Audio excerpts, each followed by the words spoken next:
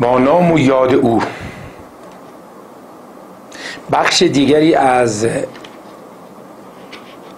مطالبی که تحت عنوان کالبدشکافی فرهنگی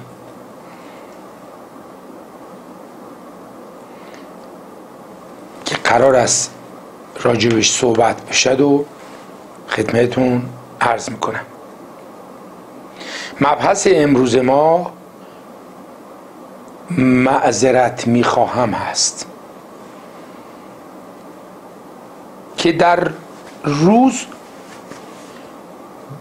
تمامی ماها بارها از این جمله کوتاه و بسیار آرام بخش استفاده میکنیم.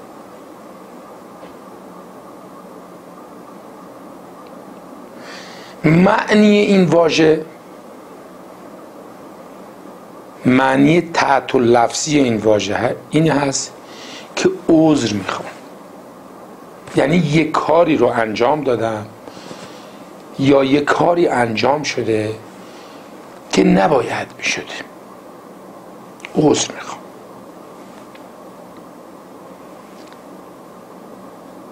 ولی وقتی ما یه واژه‌ای رو، یه جمله‌ای رو ادا میکنیم، آیا مسئولیت اونم رو میپذیریم؟ یعنی کسی که برای 100,000مین بار بابت دیر آمدن به منزل به خانمش میگه معذرت میخوام، یعنی چه؟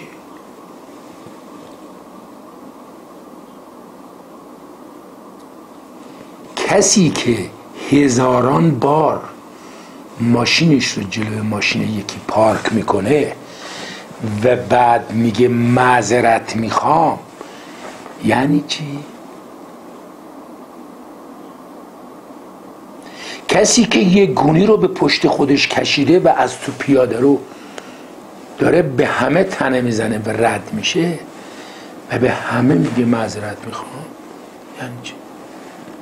یا با موتورسیکلتت تو پیاده رو میری که البته نمیگی معذرت میخوام، ببخشید،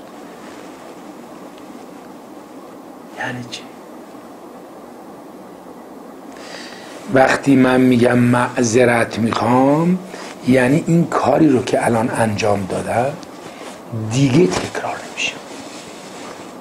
شما توجه کن ببین، اگه قرار بود که بار مسئولیتیه این که وقتی من میگم معذرت میخوام دیگه کاری رو تکرار نکنم، چه مدینه فاضله میشد.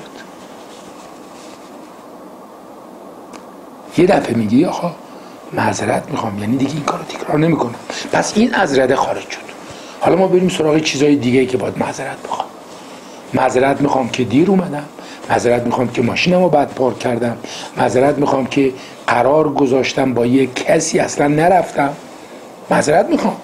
خب اشکال نداره، معذرت بخوام بابت هر چیزی یه بار معذرت بخوام.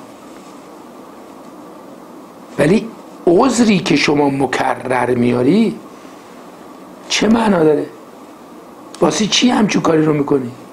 اصلا تو چرا معذرت میخوای؟ معذرت نخواسته باش، دلیل نداره معذرت بخوای. بگو آقا من قرار میذارم هر وقتم دلم بخواد میام. حرف بی حسابه ولی یه پایه‌ای داره. در این حال بی‌نظمی که قرار باشه سازماندهی بشه خودش نظمه. میگن آقا هرج و مرج، از فردا هر که داره تو خیابون میره بگن آقا هر جوری میتونی برو. قرار شده از فردا ترافیک ما اینجوری ساماندهی بشه، هر که هر طوری میخواد بره. بی‌نظمیه ولی در این حال یه نظمیه. چرا؟ چون من میدونم نباید برم تو خیابون. ولی وقتی شما به من میگی که آقا من عذر میخوام، این حرف خیلی بزرگی رو داری میزنی، منو شرمنده میکنی با این حرفت. ولی اگر معنیش این باشه که دیگه تکرار نمیشه، این شرمندگی رو ندارم. یعنی شما شرمنده ای، شما که هر روز میگی عذر میخوام، هر روز میگی معذرت میخوام، بابت یه کار یه دفعه عذرخواهی کن.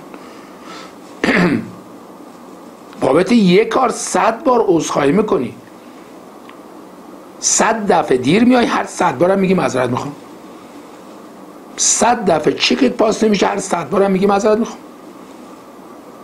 100 بار به موقع کار رو انجام نمیدی و باز میگی معذرت میخوام. امیدوارم این آخرین معذرتی باشه که تو میخوای. موفق باشی.